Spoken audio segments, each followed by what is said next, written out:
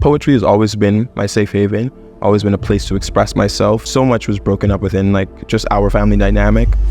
I love to create. That's what I know right now.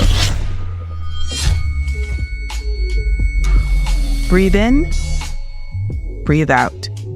You're listening to The Soul Center. Come with me, Rowena Poitier-Sutherland, and get centered. Today, our guest is none other than Kaden Kristian Jones. Hey, thank you for having me. Welcome to The Soul Center. Really excited to have you. You are a force to be reckoned with in your own right.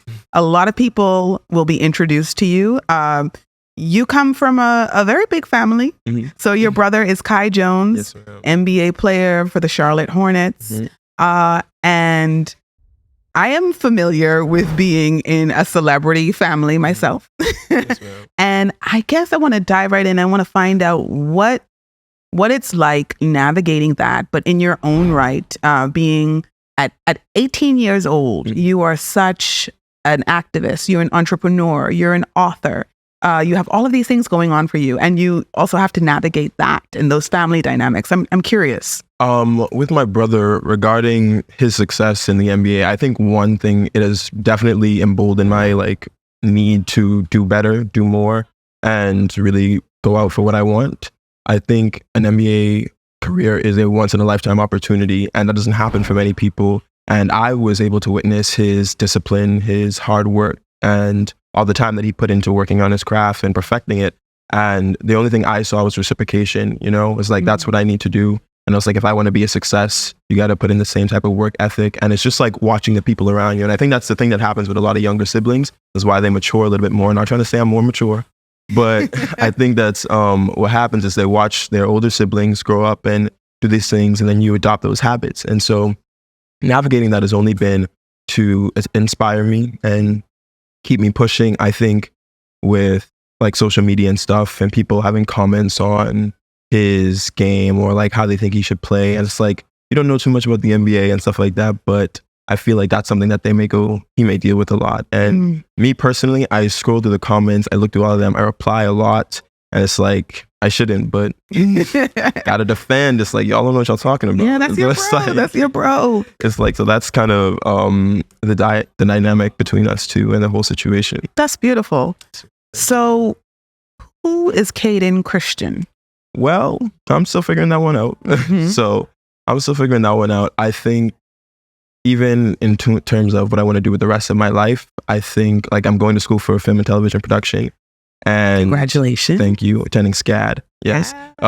So I'm going there for film and television production. And even though I'm doing that and I'm trying to pursue that career, I don't know if that's what I'm going to be doing for the rest of my life. I don't know if that's what I'm going to be doing in the next 2 years. Because I definitely plan on starting my career as soon as possible. I don't think, there's any time frame of when someone should start being an impact to the economy, to the world, to their communities. So I'm thinking like next year, I have something planned and working on things to get done how I want to impact the world around me. So I don't know who I am right now. I know I'm an author. I know I love to write. I know I'm very emotional. I'm very sensitive. And I love to create. That's what I know right now. I mean, Kaden, it's borderline weird. And I mean this in the best way possible. How mature you are. It freaks me out, but it's refreshing. And you've written this book called 18 Poetry Prose Drama for $17.99. Where can people purchase this book, and what is this journey? Because it's quite a journey. What is this journey about? They can purchase the book on kadenkristian.com. That's KADENKRISTIAN.com. So it's $17.99 and you can purchase it there. We've sold 100 books so far, so I was really happy to do that. And the journey was, I started it last year, so actually it was pretty fast, but I started it last year, summer, around this time actually, in the summer. And the first poem I had written was Poetry, I Love You. And it was just kind of talking about my journey with poetry. And the culmination of the piece is when you kind of read the whole thing together, is like you look at the poetry. The poetry is a bit more crass. It's a bit open, vulnerable, kind of sad, and it has like very depression undertones. And then in the middle, you hit the prose where it's kind of aspirational. It talks about personal philosophies, how you want to go about life, how you view life and how you view the world around you. And then the dramas kind of take what I've learned and apply those lessons. And it kind of puts it in a very real and serious setting so that people can relate to it and see themselves in the other stories as well as my poems. But writing has always been a part of my life. I think I've been writing poetry from like time now. If I was mad at my mommy or if my mommy was mad at me, I'd write a poem like apologizing or saying, wow, "Mommy, I love you," or like Mother's Day would always be the kind of way that I would express myself through poetry. But poetry has always been my safe haven, always been a place to express myself and kind of get an understanding of my emotions, my feelings, the world, like just make sense of everything that's happening because a lot's going on always. Yes. And the lyricism of this book is quite dynamic and moving. And you spoke to the peaks and the valleys, and that sounds like your life's journey. Talk to me a little bit about where that comes from. You said you started with depression and then you work your way into the aspirational and then to the drama. Yes.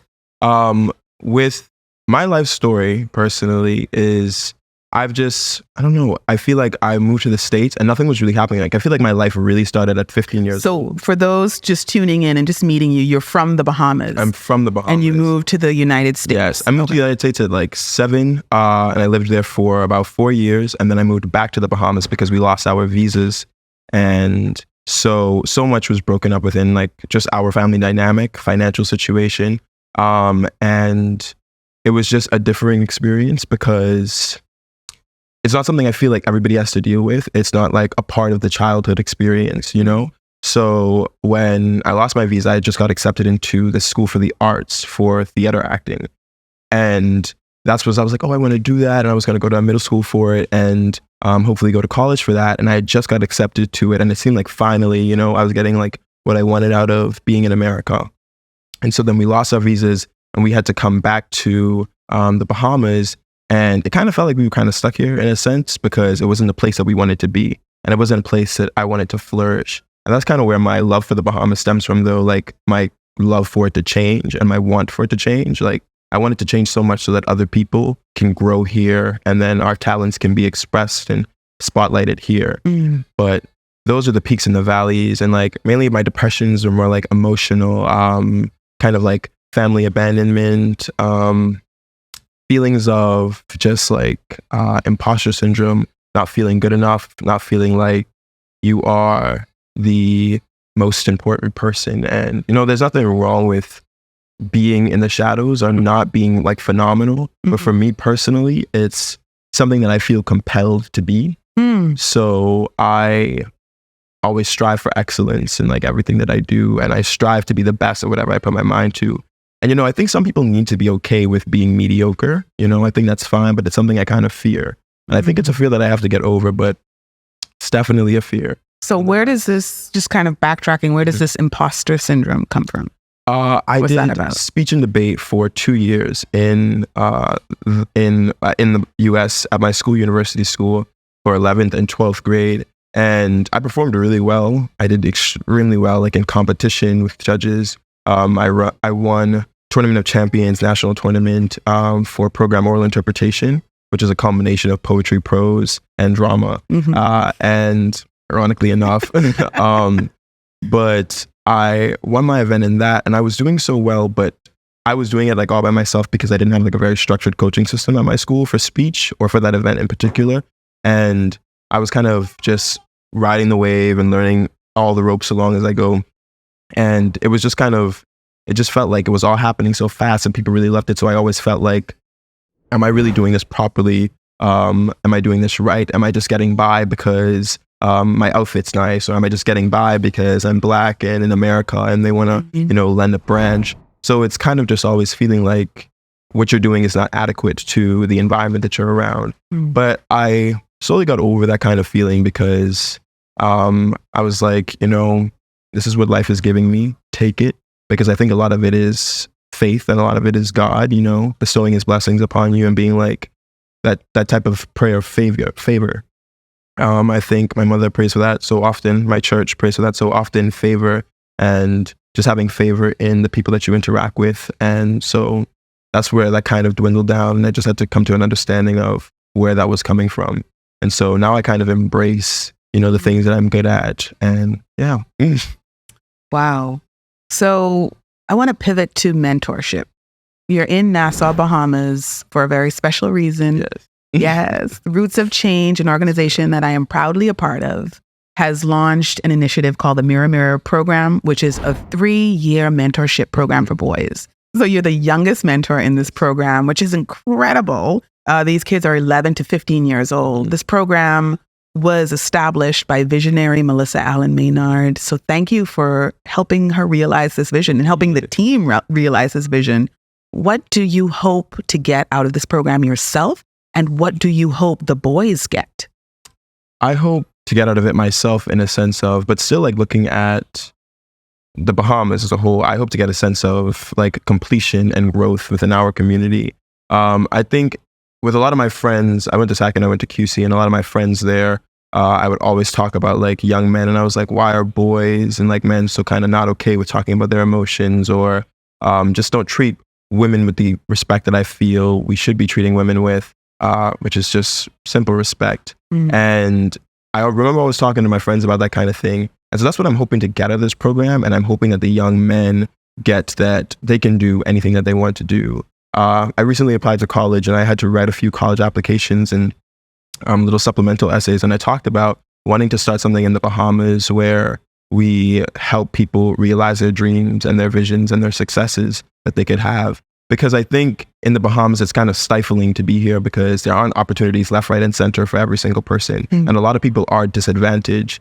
And I think bringing something here that can give students and young people a place to feel vindicated, a place to feel like seen, and where they can put whatever talents they have to use could kind of show them where they can make an impact in the world and where they can be a success. Because I noticed we don't have a lot of industries here in the Bahamas. You know, we don't have a film industry, like not a strong one that's producing things like left, right, and center. We don't have feature films out the wazoo.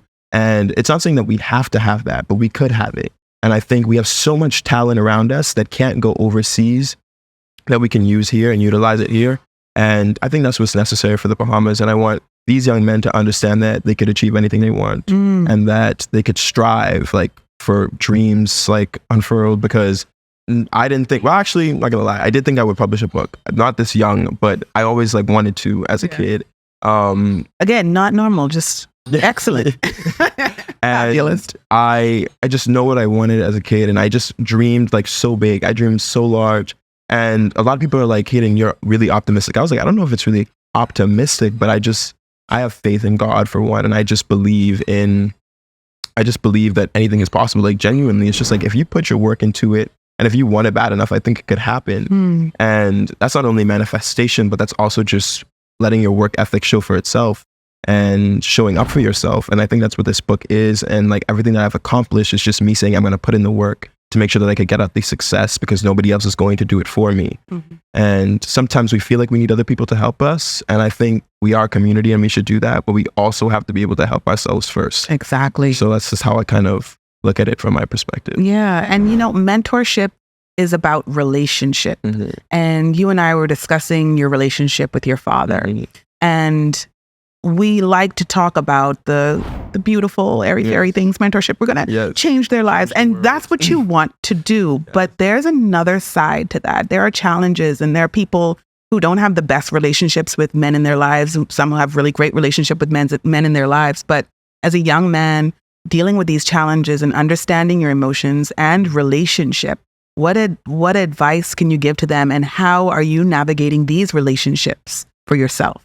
I think for parents, for one, like single mothers, single fathers, whatever the case scenario is, I think show up for your child, always be there for them, talk to them, and try to get an understanding of how they're feeling about the situation. I think divorce is a pretty big thing. And I grew up while my parents were divorced, like they were already divorced. And so I grew up into that.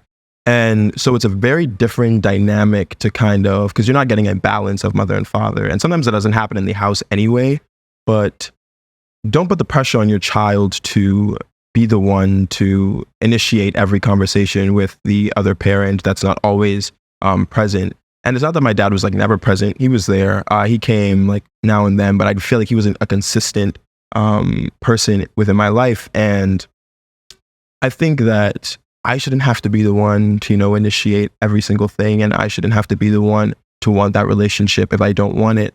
And I think I've benefited from not having him as a consistent in my life. Not to say that if he was there, I would be a terrible person and he would have nothing to do. I think honestly, maybe I would have a different perspective, but I think I wouldn't be the person I am today without those experiences, without those losses, without the hurt, without the pain, without the abandonment that I feel. And it's like, regardless of whether or not that is what happened, this is how I'm receiving it and how I'm responding to it. So this is how my emotions are handling the situation. And so even to kids, I think you have to find love somewhere. And a lot of people don't have good father figures because the stereotypical man in the Bahamas is not like super successful, making lots of money and like really respectful. It's like, that's not the stereotype for men in the Bahamas. You talk to anybody, you talk to women my age, they're not going to say the most favorable things about men in the Bahamas. And I don't think that's a good thing for our community, because we need to be able to rely on every asset that we have. And men need to be better in general, like worldwide. Men just need to be better. And we have to put in the work to realize the disadvantages that we are contributing to our society, not contributing, debilitating our society with like patriarchy and not respecting women as other human beings. I feel like we see a lot of just like sex symbols and toxic masculinity, very toxic masculinity, homophobia. It's just like, we don't have to agree with all those things, but we have to understand that we have a life, other people have theirs. And the only thing I think you should be doing as a person in society is making sure that you grow first and then try and change the world around you. And we have to also realize that we need to grow. And I talk a bit about that in my book with authenticity and what's the word that I use? Authenticity, transparency, and vulnerability. I talk about those three things. And I think those things are how you elevate yourself and how you become a better person for your society and just showing up for yourself. So, yeah. Yeah, you mentioned, that's a mouthful. That was great. You mentioned homophobia earlier. So as we talk about mentorship and modeling what it is to be a man and healthy masculinity, how do you navigate that in this current climate? What's your advice and what are your views on that? My views on healthy masculinity and also toxic masculinity and homophobia and all those things. We have gay people in the Bahamas. We have an LGBT community in the Bahamas, I'm sure. Like, I went to school with a few people that were a part of the LGBT community. And I think what's important to understand is that those are their lives and that's how they want to, interact with the world that they're in, and that's how they want to live. And I think that Bahamian men are so kind of, I don't want to be derogatory, but a bit fragile in their masculinity and not secure enough to feel as though they can be whoever they want to be. When it comes to femininity, I think it is something that women do appreciate. I think women appreciate a guy who is in touch with his feminine side, is able to, be clean and be organized. And I think those type of things are so heavily associated with femininity that it's almost like frowned upon. I was like a pretty organized kid. I had my pencil pouches, made sure like pencils, pens, things, and I have my books. So you were always this way. Color coordinators, like, and people always would like make fun of it. And I was like, it was like, you're girly. And I was like, I just like my organization. And I think you should just be like, okay with, who you are and how you are. And I'm aware that I'm pretty feminine. I care about fashion. I care about things that are stereotypically women and female. And I don't think that makes me any less of a man. I don't think that makes me any less secure in my masculinity. And I think that's how all Bahamians need to look at it and how the whole world needs to view it. Because somebody that's gay, because you like something that's a little bit more feminine, doesn't automatically change your sexuality. And you need to be comfortable around other people because they're not impacting your lives.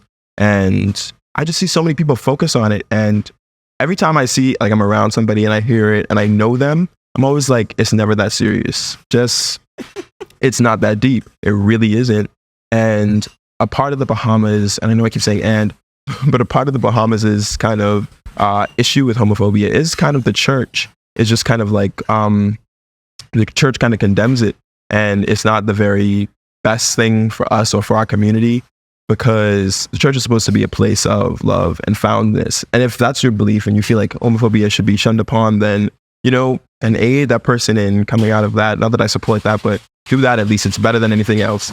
But I think that's the way to go about things, because I feel like we're weaponizing Christianity, and that's not what Christianity is about. Christianity is about foundness, your connection with God, your relationship with God, and growing with Him and, you know, him aiding in your life and you aiding in his and worshiping him and just, you know, respect. And I think that's what we need in the Bahamian community. It's too much hate, too much disarray.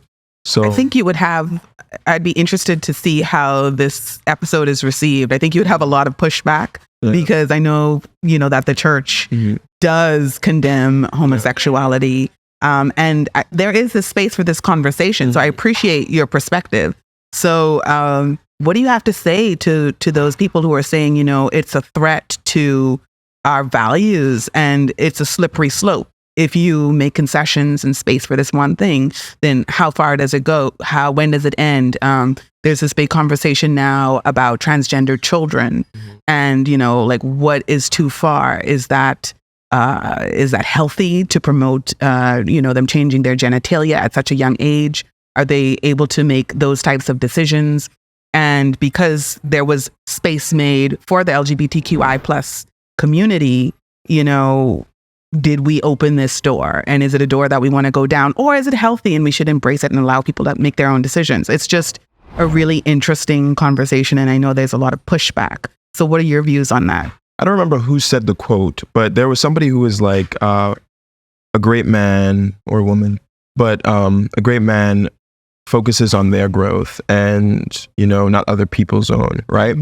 And I think that's like a great quote, and I don't agree with it completely in every single context, but I think within this context, it is other people's lives don't affect ours directly, and especially with the choices that they make. I think I understand the idea of it being a slippery slope, but people are going to do it anyway. And how much is going to happen to people because they can't express themselves fully and truly? And I think that people are committing suicide because they feel not seen and they're not appreciated and accepted in our society. And I feel like that's just as concerning. And suicide is also a sin. So there's right and wrong. We make a lot of mistakes in life. We do a lot of wrong things, but I don't think that means that anybody should be condemned for it or ostracized or anything like that, because we should just be in a world of love. It really could just be so simple. If we could just be love, peace, and happiness, rainbows, butterflies, like, come on, y'all. Like, it really could happen for us, but I think we just have to learn to accept other people. And on the topic of transgender people, I've talked about this quite a bit. I have differing views. Like, I'm not super one way and the other. I'm more so like grounded in like the center and like pick and choose kind of what I think makes sense, because I think that's the world that we live in. It shouldn't be so strict. I think that you should allow children to make their own decisions, of course, because that's a part of life. But when it comes to transitioning and gender reassignment, it is, I feel like, a little bit dangerous, because you're still finding yourself. You're still figuring out who you are, who you want to be, and your goals and paths in life. And I think from that standpoint alone, making a big decision as such as your gender and your identity is pretty huge, that you could change at any moment. I think the age of like 18 and above, like, you should be able to make your decision then. But for right now, I think just be there for your child, allow your child to express themselves whichever way they like.